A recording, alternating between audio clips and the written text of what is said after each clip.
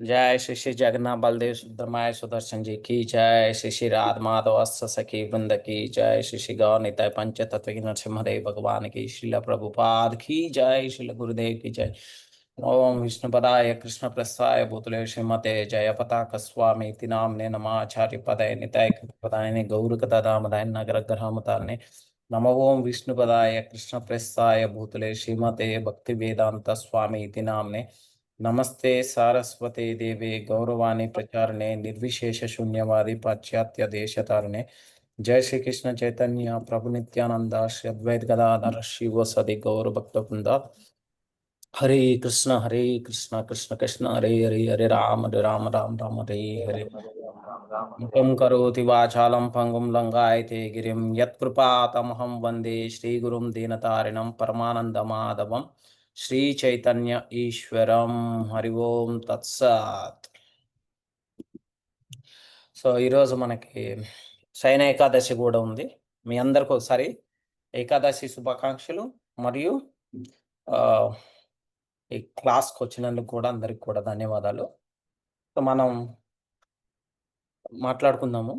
భగవంతుడు భగవద్గీత మనకి ఏ విధంగా ఉపయోగపడుతుంది, భక్తిలో భగవద్గీత ద్వారా మనం ఏ విధంగా భక్తిలో పురోగమనానికి ముందుకు వెళ్తాము, ఉపయోగిస్తాము అని చెప్పేసి భగవద్గీతలో అసలు ఏం మెన్షన్ చేశాను ఇన్ని రోజుల నుంచి మాట్లాడుతూనే ఉన్నాము. అయితే గీత యొక్క సారాంశము ప్రతి ఒక్క శ్లోకంలో కూడా మెన్షన్ చేసింది. అయితే భక్తి యొక్క సారాంశం అనేది ఒక 2 శ్లోకాల్లో మెన్షన్ చేసింది. నేను గత క్లాస్‌లో కూడా చెప్పున్నాను. ఇదొకటి, ఇంకోటి 9వ అధ్యాయంలో 35వ శ్లోకం కూడా ఉంటుంది. భక్తానాం అభిజానాత్. సో మనం ఇప్పుడు కొద్దిసేపు మాట్లాడుకుందాం మంచిగా. తర్వాతకి ఏకాదశి మహాత్మ్యం కూడా మాట్లాడుకుందాం. ఓకే. భక్త్యా మాం అభిజానాతి యావన్నస్యాస్మి తత్వతః తతో మాం తత్వతో జ్ఞాత్వా విశతే తదంతరం. సో ఇక్కడ కృష్ణ భగవానుడు ఏం చెప్తున్నాడు, భక్తియుక్త సేవ చేతనే మానవుడు నన్ను యథారూపంగా దేవాది దేవుడనని అవగాహన చేసుకొనగలడు. అట్టి భక్తిచే అతడు నన్ను సంపూర్ణంగా ఎరిగినప్పుడు భగవద్రాజ్యమును ప్రవేశింపగలడు. ఏం చెప్తున్నాడు, ఎవరైతే నా యొక్క ధామానికి ప్రవేశించాలి అనుకుంటున్నారో వారికి ఉండాల్సినటువంటి లక్షణాలు ఇక్కడ భగవంతుడు చెప్తున్నాడు. ఏం చేయాలి, భక్తి చేయాలి. యథారూపంగా నాయందు భక్తి చేస్తూ నన్నే తలుస్తూ నా యందు అవగాహన అనేది ఉండాలి. అట్టి వ్యక్తి ఖచ్చితంగా భక్తి ద్వారా సంపూర్ణుడై నా భగవద్ధామంకు చేరగలడు అని చెప్తున్నాడు. అయితే దేవాది దేవుడైన శ్రీకృష్ణ భగవాన్ని మరియు అతని స్వరూపాంశాలైన విష్ణుతత్వమును అవగతం చేసుకొనుట మానసిక కల్పనకు గాని అభక్తులకు గాని సాధ్యం కాదు. ఎందుకంటే మానసిక కల్పన, ఇప్పుడు మనం ఒక భ్రమలో ఉంటాం. ఏంటి, నాకు అన్నీ తెలుసు, నేను ఏది చేసినా రైటు అని చెప్పేసి, నేను చేసేదంతా కరెక్టు, నేనే గొప్ప, ఈ మానసిక కల్పనలు ఉన్న వ్యక్తులు భగవంతుని యొక్క లీలలు కానీ భగవంతుని యొక్క కృపను కానీ తెలుసుకోవటం ఈజీ కాదనమాట. వాళ్ళు మూర్ఖులు. అటువంటి మూర్ఖులకి భగవద్ధామం అంత ఈజీగా సులభంగా లభించదు. ఇక్కడ మనం అభక్తులు అంటే కృష్ణునికి భక్తులు ఎవరైతే కారో వారు కృష్ణుని చేరుకోవటం అంత ఈజీ కాదు. ఎవరైనాను దేవాదేవుని అవగాహన చేసుకుని దళించో వారు శుద్ధ భక్తుని నిర్దేశంన శుద్ధ భక్తి యొక్క సేవను అవును. మనకి శుద్ధ భక్తులు ఎవరు, శుద్ధ భక్తులు ఎలా తెలుస్తుంది మనకి? భక్తి రసామృత సింధులో చెప్పారు. ఏం చెప్పారు? శుద్ధ భక్తులు అంటే ఎవరు, నార్మల్గా భక్తుడు అంటే ఎవరు? ఎవరైతే అనునిత్యము భగవత్ నామస్మరణం చేస్తూ భగవంతుని అందే ఆలోచనలు ఉంచి భగవంతుని సేవ చేస్తూ భగవంతుని ప్రీత్యర్థమే ఏది చేసినా భగవంతుని కోసమే ఏది చేసినా, తిన్నా భగవంతుని గురించే, మాట్లాడినా భగవంతుని గురించే, ఆలోచించినా భగవంతుని గురించే, మాట్లాడినా భగవంతుని గురించే, ఏది చేసినా భగవంతుని గురించే. అటువంటి భక్తులు అనునిత్యం భగవద్ ధ్యానంలో ఉంటారు. చూడండి హరిదాస్ ఠాకూర్ ఏం జరిగింది? ఆయన, ఆయన పొద్దున నుంచి రాత్రి వరకు కూడా కూర్చొని భగవత్ నామ స్మరణ చేస్తూనే ఉండేదనమాట. మంచినీళ్ళు లేవు, ఆకలి లేదు, ఇంకా మలమూత్ర విసర్జన లేదు, ఎవరి సాంగత్యం లేదు, ప్రేలాపన లేదు, పరనింద లేదు, వైష్ణవ నింద లేదు. ఆయన ఒక గుహలో ఉండి భక్తి చేస్తున్నప్పుడు, అక్కడ ఒక చోట కొండ చిలువ ఉండేదనమాట ఆ గుహలో. ఈయన వెళ్ళి భజన చేయటం స్టార్ట్ చేసిన 2 రోజులు, 3 రోజులకి కొండ చిలువ ఎళ్ళిపోయింది ఆటోమేటిక్‌గా. అక్కడికి వెళ్ళాలంటే అందరూ భయపడేది. సో, భక్తునికి ఇటువంటి లక్షణాలుంటాయి. అయితే మనకి ఇప్పుడున్న స్థితిలో మనం అనుకోవచ్చు. ఎలా శుద్ధ భక్తుని అర్థం చేసుకోవటం. శుద్ధ భక్తిని అర్థం చేసుకోవాలంటే, పరంపరలో వచ్చేటువంటి డివోటీస్ ఉంటారు. పరంపరను కొనసాగిస్తూ ఆచార్యులున్నారు గదా! ఆచార్యులొచ్చిన తర్వాతకి వారు ఎస్టాబ్లిష్ చేస్తారనమాట. అంటే ఎస్టాబ్లిష్ చేసి వాళ్ళు ఆథరైజ్ చేస్తారు. వీళ్ళు చూడండిప్పుడు ఎవరైనా గాని ఒక గురువు స్థానంలో ఉన్నారంటే శాస్త్రం ఏం చెప్తుంది? గురువు, సాధు, శాస్త్ర. గురువు, సాధు, శాస్త్ర ఈ మూడింటిని ప్రామాణికంగా తీసుకొని మనం భక్తిని చేస్తూ ఉంటాం. అయితే డిస్టర్బ్ हो रहा है? नहीं, कंटिन्यू ఈ మూడిట్లో మనకి ఏదైనా గాని ఒక రెండిటిని ప్రామాణికంగా తీసుకోవచ్చు. ఒక్కొక్కసారి ఒకటి మనకి అర్థం కాకపోయి ఉండొచ్చు. అర్థం అంటే మనం వాళ్ళు చెప్పేదానికి మనం అన్వయించుకోలేకపోవచ్చు. అప్పుడేం చేయాలి? సాధువులు ఏం చెప్తున్నారు, శాస్త్రం ఏం చెప్తుందని జెప్పేసి. సాధువులు చెప్పింది అర్థం కాపోతే గురువునెళ్లి అప్రోచ్ అవుతాము. గురువునెళ్లి కలుస్తాం. గురువుని కలిసిన తర్వాతకి శాస్త్రంలో ఏముందో చూస్తాం. ఒక్కోసారి శాస్త్రం అర్థం కాకపోవచ్చు మనకి. అప్పుడు గురువుని కానీ, సాధుని కానీ కలిసి అడుగుతాం. ఇప్పుడు మనకున్న శుద్ధ భక్తులు ఎవరైతే గురువు స్థానంలో ఉంటారో వారు బ్రహ్మాన్, పరమాత్మాన్, భగవాన్ ఈ 3 భగవంతుని యొక్క లక్షణాలను అవగతం చేసుకొని, కృష్ణుని యొక్క ఆధ్యాత్మిక లక్షణాల గురించి పూర్తి పరిపక్వత కలిగి ఉంటారనమాట. అర్థమైందా? సో, వీరు ఎప్పుడు కృష్ణనామస్మరణ చేస్తూ, కృష్ణుని యథార్థము, తత్వం ఎప్పుడును గుప్తముగానే ఉండిపోగలదు. అర్థమైందా? అయితే వీరు అందరికి కూడా కృష్ణ యొక్క భక్తిని అందిస్తూ ఉంటారు. మనకి చూడండి ఇక్కడ ప్రభుపాదులు వారు మెన్షన్ చేశారు. 7వ అధ్యాయం 25వ శ్లోకంలో, "నాహం ప్రకాశ సర్వస్య" అంటే అతడు సర్వులకు వ్యక్తము కాదు. విద్యా పాండిత్యం చే కానీ, మానసిక కల్పనలు చే కానీ ఎవ్వరును భగవానుని అవగాహన చేసుకొనజాలరు. కృష్ణ చైతన్యం నందు వాస్తవముగా నెలకొని వాడే భక్తియుక్త సేవ ద్వారా శ్రీకృష్ణుడు అనగానేమో ఎరుగగలడు. ఎవరైనా గాని భక్తి ద్వారా మాత్రమే కృష్ణుని యొక్క అవగాహన చేసుకొనగలరు. నేను హ్మ్. పట్టభద్రునయ్యాను యూనివర్సిటీలో. లేదంటే నాకు పీహెచ్‌డీ అంది. నేను ఇంకా గొప్పగా కృష్ణుని గురించి అర్థం చేసుకోగలను అని చెప్పేసి ఎవరైతే జబ్బలు చరుచుకొని చెప్తారో, వారికి అంత సాధ్యము కాదు. భగవంతుని గురించి తెలుసుకోవటం, భగవంతుని లీలల గురించి తెలుసుకోవటం, భగవంతుని గురించి ఆలోచించటం. కృష్ణతత్వ విజ్ఞానం అనేది పూర్తి నిష్ణాతుడైన వ్యక్తి కృష్ణధామమైన ఆధ్యాత్మిక రాజ్యమున ప్రవేశించుటకు అర్హుడగును. భక్తితోనే పరమేశ్వరుని, కృష్ణుని నిజమైన రూపంలో అర్థం చేసుకోవచ్చు.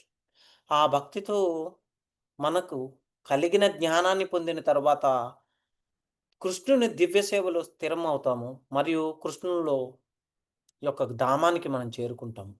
కేవలం తత్వజ్ఞానం వల్ల తర్కం, బుద్ధి మాత్రమే కృష్ణుని పూర్తిగా అర్థం చేయడం సాధ్యం కాదు.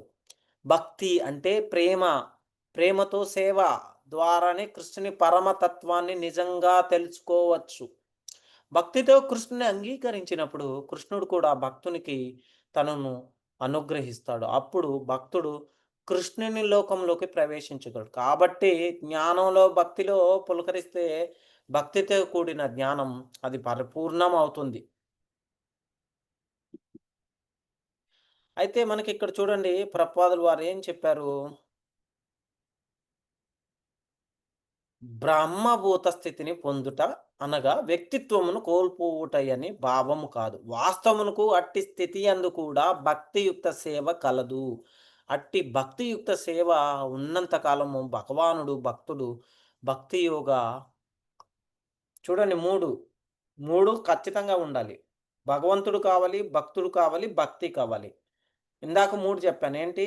గురువు, సాధువు, శాస్త్ర. ఇప్పుడు భక్తుడు, భగవంతుడు, భక్తి. భక్తుడు లేకపోయినా భక్తి లేదు. భక్తుడు ఉండి, భగవంతుడు ఉండి, భక్తి లేకపోతే వ్యర్థం. అలానే భక్తుడు ఉండి, భక్తి ఉండి, భగవంతుడు లేకపోతే వ్యర్థం. అంటే నేను భక్తి చేస్తాను, నాకు భగవంతుడు అవసరం లేదు. అది ఏమైతుంది? మూర్ఖుని యొక్క లక్షణం అది. మూర్ఖుడు ఆలోచిస్తాడలా. సో, మనకి ఇక్కడ బ్రహ్మభూత అంటే ఇక్కడ చూడండి నశోచతి నకాంక్షతి అంటే ఆశలు ఉండవు, కోరికలు ఉండవు. నష్టమైతే దుఃఖం లేదు, లభిస్తే ఆశ ఉండదు. అర్థమైందా? మనిషి సాధారణంగా ఏం చేస్తాడంటే ఏదో లేకపోయే వస్తువును కోరిక పెంచుకుంటాడు. ఏదైనా కలిగి ఉంటే దానిని కోల్పోతే ఏడుస్తాడు. ఇదే మన భౌతిక జీవన చక్రం. ముందు దక్కుతుంది. తర్వాత కాస్త కాలం తర్వాత పోతుంది. పోయినప్పుడు బాధగా ఉంటుంది. ఇది భౌతిక స్థితిలోని యొక్క సహజ లక్షణం. కానీ బ్రహ్మభూత స్థితిలోకి వచ్చినప్పుడు ఇవి 2 ఉండవు. న శోషతి న కాంక్షతి. అలాగే సమస్సర్వేషు భూతేషు అన్నింటికి సమంగా ఉండగలం. అన్నిటిని సమంగా చూడగలగడం. అప్పుడు మనం ప్రతి జీవిని ఒక ఆత్మగా కృష్ణునిలోని ఒక భాగంలో ఒక అంశగా చూస్తాం. దాని బాహ్య రూపం వేరుగా చూడము. చూడండి అంటే పెద్ డబ్బున్న వాళ్ళు ఒక రకంగా, పేదవాళ్ళని ఒక రకంగా లేదంటే హ్మ్.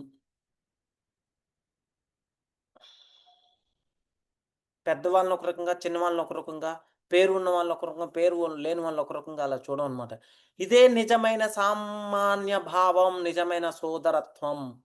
మనకి చూడండి ఐక్యరాజ్య సమితి లాంటి రాజకీయ తీర్మానాలతో సోదరత్వం రాదు, ప్రేమ రాదు. అది కలగాలంటే ఆధ్యాత్మిక స్థాయిలో చూడగలగాలి.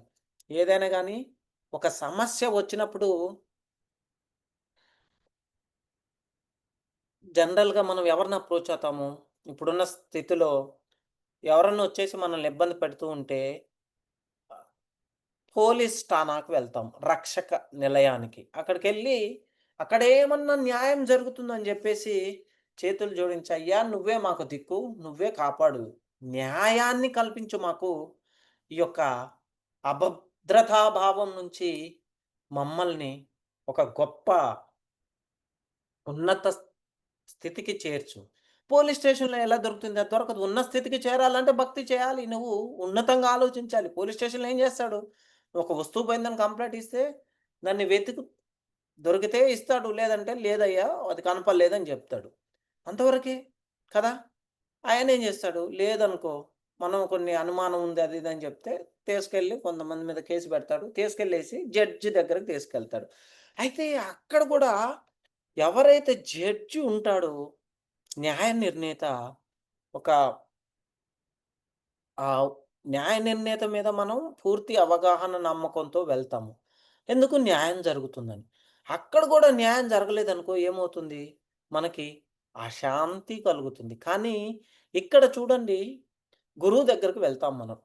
అశాంతం అశాంతి స్థితిలో ఉన్నప్పుడు. గురువు దగ్గరికి వెళ్ళినప్పుడు ఏం చేస్తాం? గురువు యొక్క కృప ద్వారా కృష్ణుని గురించి అవగాహన చేసుకోవటం, కృష్ణుని గురించి తెలుసుకోవటం జరుగుతుంది. దాని ద్వారా ఏమవుతుంది? కృష్ణుని గురించి ఎప్పుడైతే తెలుసుకుంటామో, సో, మనకి పూర్తి నమ్మకం కలుగుతుంది. ఓకే. కృష్ణుడు చూసుకుంటాడు అని చెప్పేసి. ఆయన చూసుకుంటాడు అనే ఒక అవగాహన ఎప్పుడైతే మనకొస్తుందో, కృష్ణుని మీద పూర్తి నమ్మకం కలుగుతుందో, ఆ రోజు మనం ఈ బ్రహ్మభూత స్థితిలో ఉంటాము. ఎందుకంటే అన్నిటిని గూడా ఓకే. కష్టాల నుంచి, నష్టాల నుంచి, సుఖాల నుంచి, లాభాల నుంచి సమంగా చూడగలం మనం.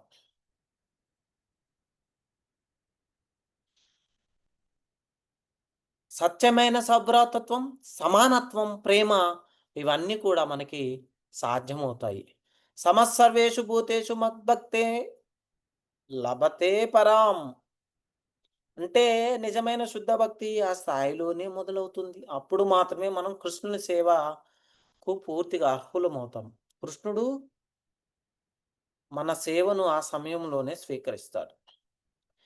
అయితే చూడండి మనకి "ఏవం ప్రసన్న మనసా" అని చెప్తున్నాడు భాగవతంలో. ఏం చెప్తున్నాడు? ప్రసన్న అంటే సంతోషకరమైన జీవన స్థితి. బ్రహ్మభూత ప్రసన్నాత్మ అంటే భగవద్గీతలో ఇంతకుముందు వరుసలో ఏం చెప్తున్నాడు? సంతోషకరమైన స్థితి అంటే ఏమిటి? నశోషతి నకాంక్షతి అంటే దుఃఖించదు, కోరిక పెట్టదు. భౌతిక లోకంలో మనం ఎప్పుడు కోరికలతో బాధపడుతూనే ఉంటాము. భక్తుడైనా, అభక్తుడైనా. ధనం ఇవ్వు, రూపం ఇవ్వు, ప్రతిష్ట ఇవ్వు, అందమైన భార్యనివ్వు, ఇలా ఎప్పుడు ఇస్తూ ఇవ్వు, ఇవ్వు అని అడుగుతూనే ఉంటాం. కారివ్వు, లేదంటే కొత్త ట్రెండ్ ఏందంటే ఐఫోన్ ఇవ్వు, యాపిల్ ల్యాప్‌టాప్ ఇవ్వు. సో, ఇవన్నీ అడుగుతూనే ఉంటారనమాట. కానీ ఇది బ్రహ్మభూత స్థితి కాదు. బ్రహ్మభూత స్థితి అంటే నా శోషతి నా కాంక్షతి. ఈ స్థితిలోకి వచ్చినప్పుడు భక్తి ప్రారంభమవుతుంది. कुछ है क्या अभी? हमारा क्लास है हाँ, आप कितने बजे तक बैठेंगे? 7:30 तक। मैं लॉक करके जाएँगे बाद में? मेरे लगा हाँ, आप हाँ। कंटिन्यू कीजिए अभी कितना बजे 7:30 बजे आप कंटिन्यू హ్మ్. మనస్సు శాంతంగా, స్థిరంగా ఉండకపోతే భక్తి చేయలేం. ఆందోళనలతో, కలతలతో ఉన్నప్పుడు భక్తి చేయాలనుకోవటం బూటకపు పని అవుతుంది. కానీ ఇక్కడ ప్రభుపాదులు వారేం చెప్తారు? మనకు మనసు ఉల్లాసంగా నార్మల్‌గా చాలామంది చెప్తారు. ఎందుకంటే అల్లకల్లోలంగా ఉన్నప్పుడు భగవంతుని యొక్క శరణు వేడుకోవటంలో తప్పు లేదు. కానీ ఆ అల్లకల్లోల పరిస్థితి ఇదొక అయ్యో! భక్తి చేయటం వల్ల మనం కోల్పోతాము. అంటే అల్లకల్లోల పరిస్థితి నుంచి మనం కాపాడుకోగలం.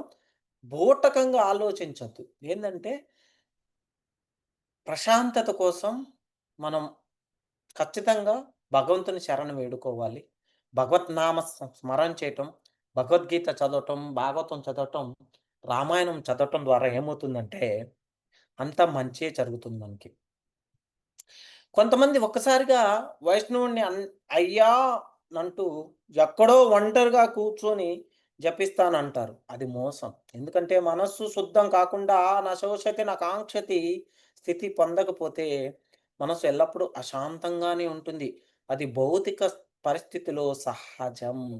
కాబట్టి ముందుగా మనసు స్థిరంగా, ప్రసన్నంగా ఉంచాలి. అప్పుడు నిజమైన భక్తి ఆచరణలో పెట్టగలం. అయితే మనం ఆ స్థితిలోకి లేనప్పుడు సాధన చేయటం ద్వారా సాధ్యమవుతుంది.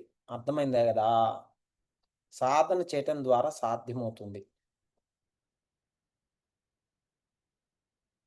సరే టైం ఓకే. 7, 6 అయింది. రైట్. అయితే ఇక్కడ భగవద్గీత 7.3లో ఏం చెప్తున్నారు? చెప్పిన ప్రకారం సహస్రాధికి మంది సాధారణ మనుషుల్లో ఒక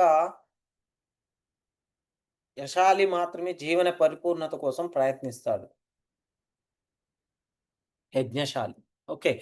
అయితే సాధారణంగా మనుషులు రజోగుణం, తమోగుణం ద్వారా ప్రేరేపించబడుతూ కామం, కోరిక, ఆత్ ఆతృత, అజ్ఞానం మరియు నిద్రలో నిరంతరం మునిగిపోతుంటారు. ఇలాంటి అనేక మనుష్య రూపధారుల్లో నిజమైన మనిషి ఎవరో ఒకరు. మానవ జీవిత బాధ్యతను గుర్తించి శాస్త్రోక్త కర్తవ్యాలను అనుసరించి జీవితం పరిపూర్ణం చేసుకునేందుకు ప్రయత్నిస్తాం మనం. అది ప్రయత్నించాలి. అటువంటి అనేక మందిలో మానవ జీవితంలో విజయాన్ని సాధించిన వారిలో కూడా కొందరిది శాస్త్రీయంగా పరమేశ్వరుడు శ్రీకృష్ణుని గురించి తెలుసుకుంటారు. భగవద్గీతలో అదే ఈ శ్లోకంలో చెప్తున్నారు. ఏం చెప్తున్నారు?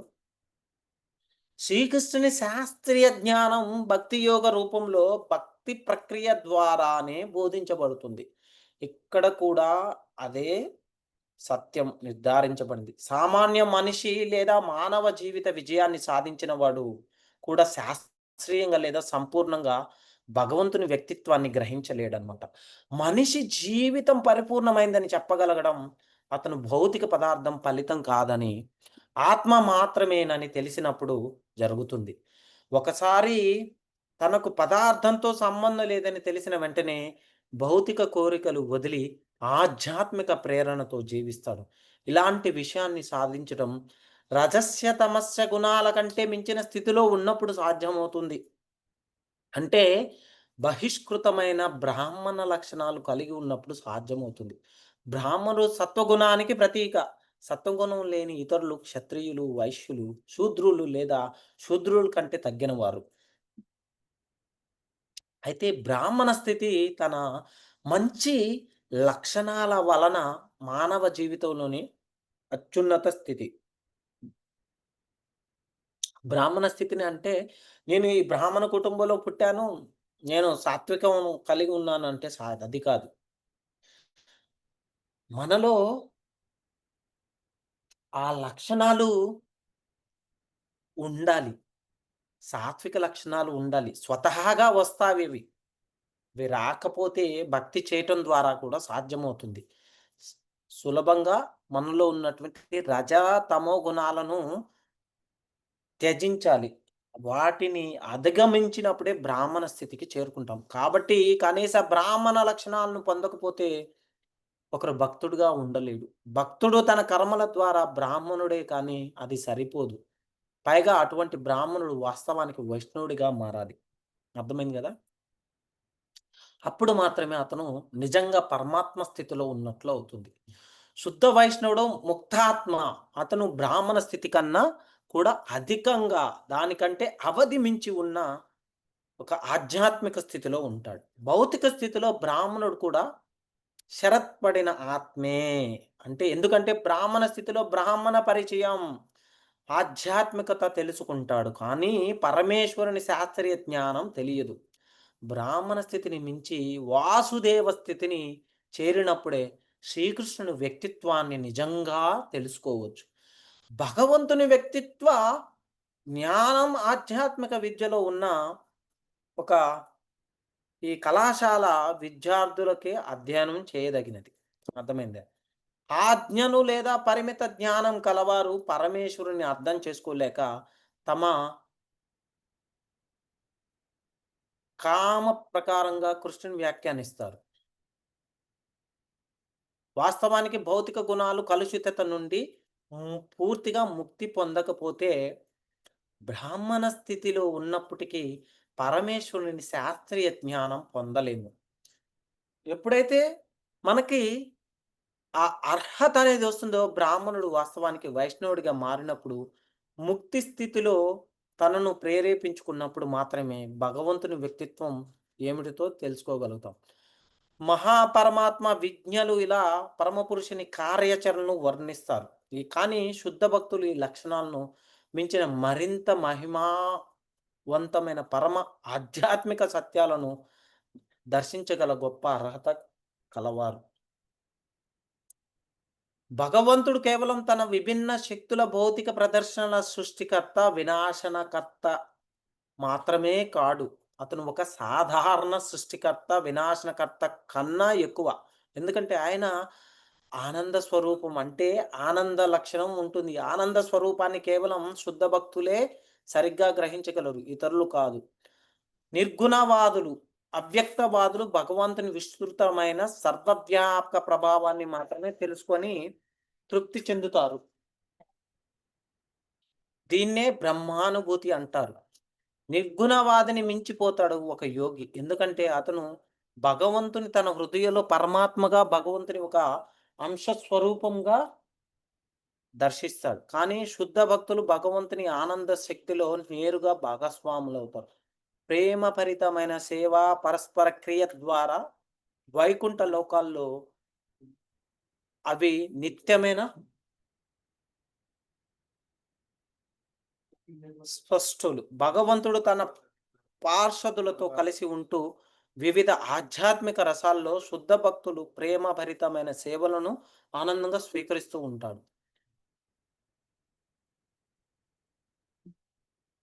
శుద్ధ భక్తులు సృష్టి ప్రదర్శన జరుగుతున్నప్పుడు భగవంతుని భక్తి సేవలో నియమిత సాధన చేయటం ద్వారా ఆ సృష్టి అవకాశాన్ని సద్వినియోగం చేసుకొని భగవంతుని రాజ్యంలో ప్రవేశించగల అర్హతను పొందుతారు. అదే గదా! భక్త్యా మాం అభిజానాతి యావన్ యస్ చాస్మి తత్వతః తతో తతతో తతో మాం తత్వతో జ్ఞాత్వా విశతే తద్ అంతరం. శుద్ధ భక్తుని అభివృద్ధి ద్వారా భగవంతుడు యథార్థంగా ఎలా ఉన్నాడో తెలుసుకోవచ్చు. తద్వారా ఆయనకు యథార్థమైన భక్తి సేవలో శిక్షణ పొందుతూ భగవంతుని నేరుగా అనేక విధాలుగా సన్నిహితంగా సేవ చేసే అర్హతను పొందవచ్చు మనం. భగవంతునితో అత్యున్నత సంబంధం గోలోక బృందావనంలో మాత్రమే సాధ్యమవుతుంది. అక్కడ శ్రీకృష్ణుడు గోపికలతో తన ప్రియమైన గోవులైన సురభి గోవులతో కలిసి పరమానందాన్ని అనుభవిస్తారు. శ్రీకృష్ణుని పరమ ఆధ్యాత్మిక ధామం గురించి బ్రాహ్మ సంహితలో వర్ణించబడిన దాన్ని శ్రీ చైతన్య మహాప్రభు అత్యంత ప్రామాణికంగా ఒక గ్రంథంగా గుర్తించారు మనకి. ప్రతి జీవిని ఒక దివ్య శక్తి నియంత్రిస్తుంది. కాబట్టి మన ఇంద్రియ భోగాలు కూడా ఆ దివ్య శక్తి ఆధీనంలోనే ఉంటాయి. కాబట్టి భగవంతుని ఆధ్యాత్మిక ఇంద్రియ కార్యకలాపాల మీద విశ్వాసం పెట్టగల వ్యక్తి భగవంతుని భక్తి సేవ ద్వారా భక్తుడైన వాడు మాత్రమే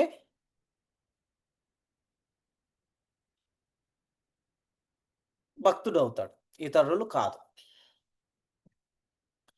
భగవద్గీతలో పేర్కొన్నట్లు భగవంతుని ఆధ్యాత్మిక జననం మరియు కార్యాచరణను ఎవ్వరు సులభంగా గ్రహించలేరు. అదే సత్యం ఇక్కడ కూడా నిర్ధారించబడుతుంది. భగవంతుని భక్తి సేవ ద్వారా ప్రకాశింపబడిన వాడు మాత్రమే భగవంతుని కార్యాచరణలు మరియు దివ్యశక్తి ఆధీనంలో ఉన్న ఇతరుల కార్యాచరణల మధ్య తేడాను అర్థం చేసుకోగలడు. భౌతిక స్థితిలో ఉన్న జంతువులు, మనుషులు, దేవతలు ఇంద్రియ సుఖం, ప్రకృతి లేదా దైవీ మాయ అనే పిలువబడే దివ్యశక్తి ద్వారా నియంత్రించబడుతుంది.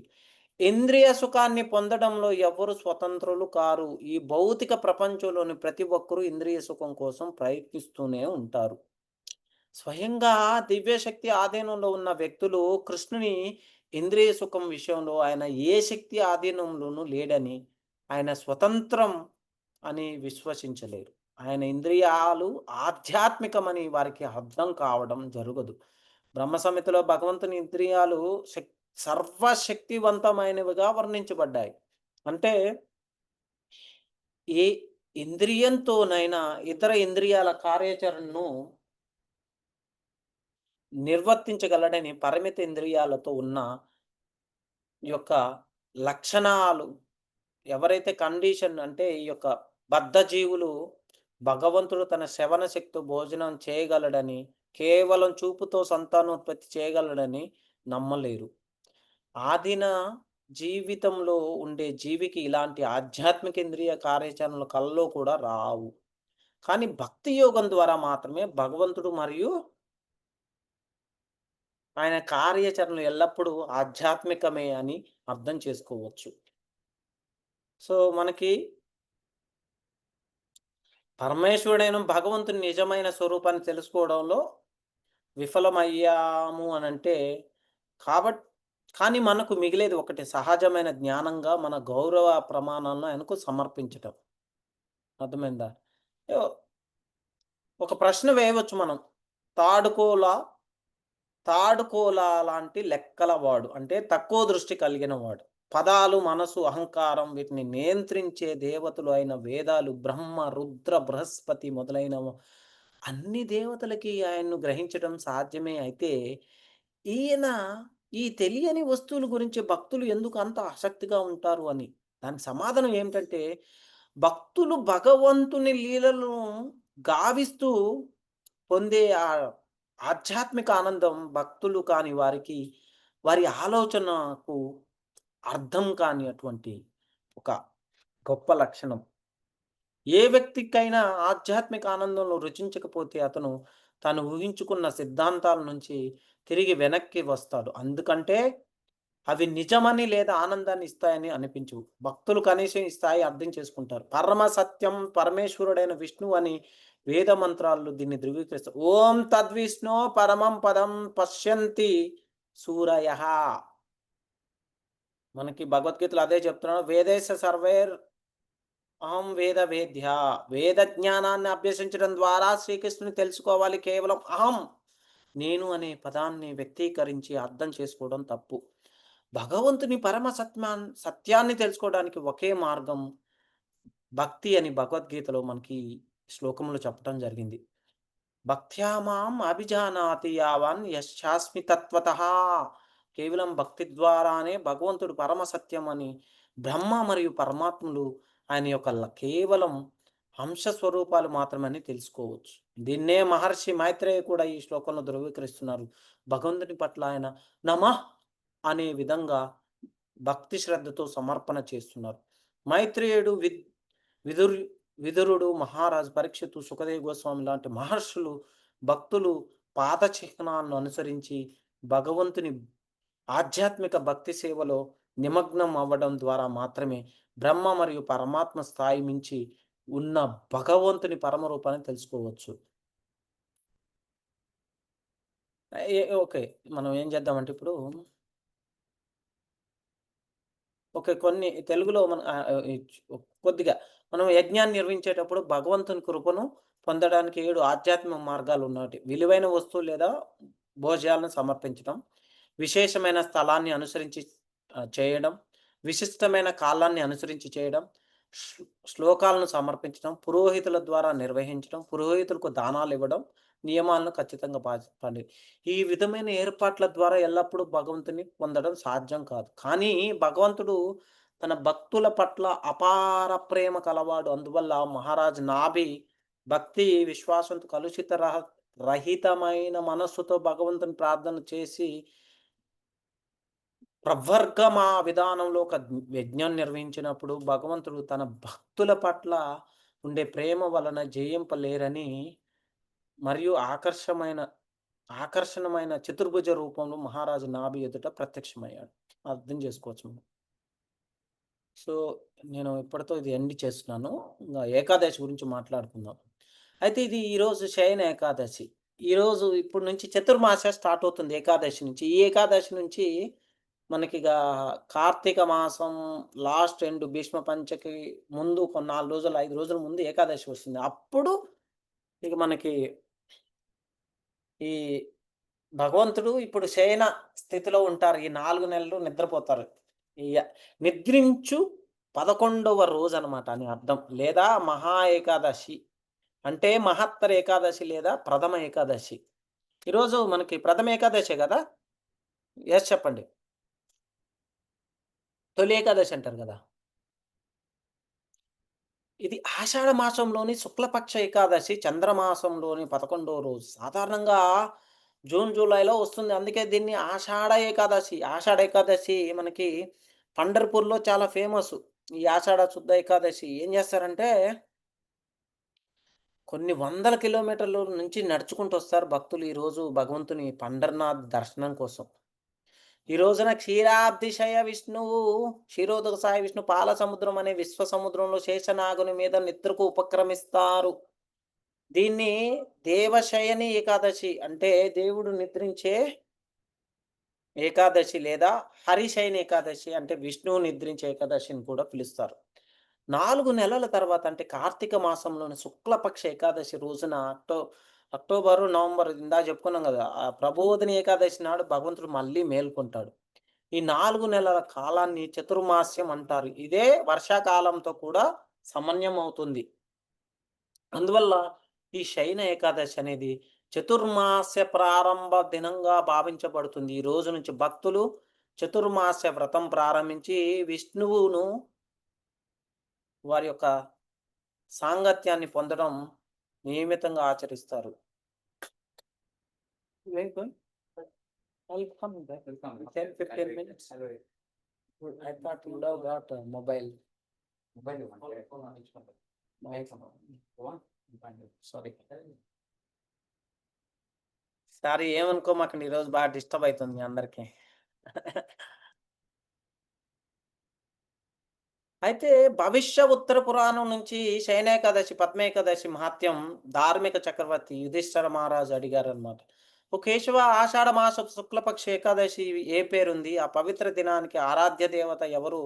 దాన్ని ఎలా ఆచరించాలి? భగవంతుడు శ్రీకృష్ణుడు సమాధానం ఇలా చెప్పారు. భూలోకాన్ని పరిరక్షించే రాజా, నేనిప్పుడు బ్రహ్మదేవుడు తన కుమారుడు నారదునికి చెప్పిన ఒక అద్భుతమైన చరిత్రను వివరంగా చెప్తాను. ఒకరోజు నారదుడు తన తండ్రిని అడిగాడు. నారదుకు తండ్రి ఎవరు? బ్రహ్మదేవుడు. బ్రహ్మదేవ, ఆషాఢమాసపు శుక్ల ఏకాదశి ఏది? దాన్ని ఎలా ఆచరించి శ్రీహరిని సంతృప్తి పరచాలి? బ్రహ్మ సమాధానం ఇలా చెప్తారు. ఓ మహాత్మా, నీ ప్రశ్న సమస్త మానవాళికి శ్రేయస్కరం. ఏకాదశి దినం కంటే గొప్పది ఈ లోకంలో లేదా వేరే లోకాల్లో లేదు. సక్రమంగా ఆచరించిన ఏకాదశి ప్రతి పెద్ద పాపాన్ని కూడా తొలగిస్తుంది. కాబట్టి నేను ఈ ఆషాఢ శుక్ల ఏకాదశి, పద్మ ఏకాదశి గురించి చెప్తాను. ఈ ఏకాదశి ఉపవాసం అన్ని పాపాలను శుద్ధి చేసి అన్ని కోరికలను తీరుస్తుంది. అందువల్ల దీన్ని ఆచరిం ఆచరించని వారు నరకానికి అర్హులవుతారు. ఇది పద్మ ఏకాదశి అనే పేరుతో ప్రసిద్ధం. ఇంద్రియాధిపతి అయిన శ్రీహరి దేవుని ప్రసన్నం చేసుకోవడానికి ఈ రోజున ఉపవాసం చేయాలి. కేవలం ఈ ఏకాదశి చరిత్ర వింటేనే అది అతిపెద్ద పాపాలు, ఆధ్యాత్మిక మార్గంలోని అడ్డంకులు తొలగిపోతాయి. ఇంకెప్పుడు బ్రహ్మదేవుడు అంటే అప్పుడప్పుడు బ్రహ్మదేవుడు ఇలా వివరించారు. ఏం చెప్తారంటే, సూర్యవంశానికి చెందిన మందాత అనే మహారాజు ఉండేవారు. ఆయన ధర్మబద్ధంగా పాలిస్తూ తన ప్రజలను కుటుంబ సభ్యుల్లా చూసేవారు. అతని రాజ్యంలో వ్యాధులు, క్షామం, వర్షాభావం లేవు. అందరూ సుఖ సంపన్నులుగా ఉండేవారు. ఒకసారి అనుకోని కారణంగా 3 సంవత్సరాలు వర్షం పడక క్షామం ఏర్పడుతుంది. ప్రజలు బాధపడుతూ రాజుకి వచ్చి ఇలా వివరించారనమాట. "ఓ రాజా, నీ పాలనలో ఇలాంటి క్షామం ఎలా? మనకి నీ సహాయం అవసరం. వర్షం లేకుండా, పాడి పంటలు లేకుండా ఎలా జీవనం మొత్తం స్తంభించిపోతుంది. గడపడం చాలా కష్టంగా ఉంది." అయితే రాజు చెప్తారు, "ధాన్యం బహుశా బ్రహ్మను పోలుస్తుంది. ఎందుకంటే అది జీవులన్నిటికి పోషిస్తుంది. వర్షం లేకపోవడానికి గల కారణం ఏమిటో వెతుకుతాను." అప్పుడు రాజు తన సైన్యం సహచరులతో కలిసి అరణ్యంలో బ్రాహ్మణుల వద్దకు వెళ్తారు. చివరకు అంగీరముని ఆశ్రమానికి చేరుకుంటారనమాట. అంగీరసుని అతన్ని ఆత్మీయంగా ఆహ్వానించి సమస్య అడిగారు. "ఓ మునీశ్వర", అప్పుడు రాజు చెప్తాడు, "ఓ మునీశ్వర, నేను ధర్మసమ్మతంగా పాలిస్తున్నాను. కానీ ఎందుకు వర్షాలు కురవటం లేదు? అర్థం కావటం లేదు." అంగీరసుని సమాధానంగా చెప్పారు, "సత్యయుగంలో ధర్మం చతుర్భుజంగా నిలుస్తుంది. అందులో బ్రాహ్మణులు అత్యున్నత స్థానంలో ఉంటారు. కానీ నీ రాజ్యంలో ఒక శూద్రుడు అనధికారికంగా తపస్సు చేస్తూ వేద కర్మల్లో పాల్గొంటున్నాడు. ఇది వలన వర్షాభావం వచ్చింది. అతన్ని అంటే శిక్షిస్తే సమస్య తొలగుతుంది." రాజు ఇలా ఆలోచించి అన్నారు, "పాపం లేని వాడిని సమర్థించడం అంటే నన్ను కుదరదు. దయచేసి ఆధ్యాత్మిక పరిష్కారం చెప్పు." అంగిరమునీలు చెప్పారు, "ఏకాదశి ఉపవాసం ఆచరించు. ఆషాఢ శుక్ల పక్షంలో వచ్చే పద్మ ఏకాదశిని ఆచరించు. దీని వలన వర్షాలు కురుస్తాయి. ప్రజలకు పంటల ఆహారం లభిస్తాయి." చూడండి, ఈ తొలి ఏకాదశి మంచిగా పాటిస్తే ఇక ఈ సీజన్ మనకి ఈ ఖరీఫ్, రబీ సీజన్ అంతా కూడా సవ్యంగా జరుగుతుంది. పద్ అందరూ పాటించగా వర్షాలు కురిశాయి. ధాన్యం విరివిగా పండింది. ప్రజలు సంతోషంగా కాబట్టి నారదుడు అప్పుడు అంటారు, "ఓ నారదా! పద్మ ఏకాదశి అనేది పరమ పవిత్రమైనది. ఇది భక్తులకు ఎన్నో సౌభాగ్యాలను, ముక్తిని ప్రసాదిస్తుంది. ఈ ఏకాదశిని మహిమను వినేవారికి కూడా పాపాలు తొలగిపోతాయి. ఇదే దేవశయని ఏకాదశి అని కూడా అంటారు. ఈ రోజు నుండి చతుర్మాస్య వ్రతం ప్రారంభమవుతుంది. దేవతలు విశ్రాంతిలోకి వెళ్ళిన తర్వాత కార్తీక మాసపు ప్రబోధిని ఏకాదశి వరకు కొత్త శుభకార్యాలు చేయకూడదని శాస్త్రం చెబుతుంది. శ్రీకృష్ణుడు ఈ విధంగా ముగించాడు. యుధిష్ఠిరా, పద్మ ఏకాదశి గురించి వినడం, చదవడం ద్వారా కూడా వ్యక్తి పాపరహితుడవుతాడు. ఎవరైనా నాకు ప్రీతి కలిగించాలనుకుంటే ఈ ఏకాదశిని ఖచ్చితంగా పాటించాలి. శయన ఏకాదశి, పద్మ ఏకాదశి లేదా దేవశయన ఏకాదశి మహాత్మ్యం భవిష్య పురాణం నుండి మనం తెలుసుకోవటం జరిగింది. ఓకే. సో ఎలా ఉన్నారు అందరూ? హరే కృష్ణ ప్రభుజీ, ధన్యవాద ప్రణామ ప్రభుజీ. బాగున్నాం ప్రభు. హరే కృష్ణ. హరే కృష్ణ హరే కృష్ణ ప్రభు. గురు మహారాజ్ ఎలా ఉన్నారు ప్రభు? బానే ఉన్నారు. హరే కృష్ణ ప్రభుజీ, దండవత్ ప్రణామాలు. హరే కృష్ణ ప్రభుజీ, దండవత్ ప్రణామాలు. హరే కృష్ణ ప్రభుజీ, దండవత్ ప్రణామాలు. జై. ఇంకా చెప్పండి, ఎలా ఉన్నారు అందరూ? బాగున్నాం ప్రభుజీ, మీ దయ వల్ల. అందరూ బాగున్నాం. నా దయ వల్ల బాగున్నారా? గురు మహారాజు దయ, భగవంతుడి దయ, మీరు చెప్తున్న ప్రవచనాల దయ అన్ని కలిపి. చాలా రోజులు ఆడిపోయారు, లక్ష్మీ మాత కనపడలేదు. ఉన్నాను ప్రభుజీ, వస్తున్నాను ప్రభు. మొన్న రాలేదు, ఆహా. లాస్ట్ వీక్ రాలేదు మీరు చెప్పినప్పుడు. హరే కృష్ణ ప్రభుజీ, నిన్న జరిగింది గుంటూరులో రథయాత్ర, కానీ ఇస్కాన్ మన టెంపుల్ కాదంట. మీరు మొన్న అన్నారు కదా, ఎవరు